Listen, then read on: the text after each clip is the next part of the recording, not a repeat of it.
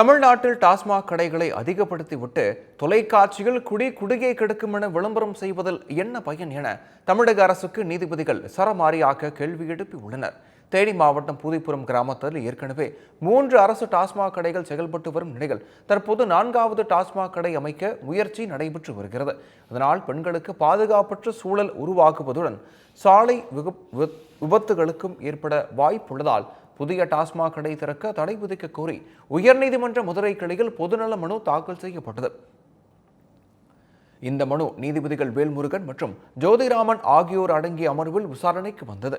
அப்போது அரசு டாஸ்மாக் கடை திறக்கும் பகுதிக்கு அருகே பெண்கள் கழிப்பறை, பேருந்து நிலையம் உள்ளிட்டவை இருப்பதால் அனுமதிக்க முடியாது என நீதிபதிகள் தெரிவித்தனர்.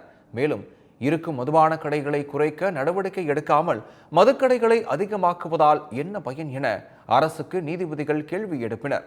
தமிழ்நாட்டில் தற்போது மூளை முடுக்கெல்லா மதுக்கடைகள் உள்ளதுடன் பள்ளி கல்லூரிகளுக்கு அருகிலும் மதுக்கடைகள் திறக்கப்படுவதாகவும் நீதிபதிகள் குற்றம் சாட்டியுள்ளனர். டாஸ்மாக் கடைகளை அதிகப்படுத்திவிட்டு தொலைக்காட்சியில் குடியை கெடுக்கும் என விளம்பரம் செய்வதில் என்ன பயன் உள்ளது என நீதிபதிகள் கேள்வி எழுப்பியுள்ளனர். பூதிப்புரம் கிராமத்தில் புதிய டாஸ்மாக் கடை அமைப்பதற்கு தடை விதித்து உத்தரவு பிறப்பிக்கப்பட்டுள்ளது.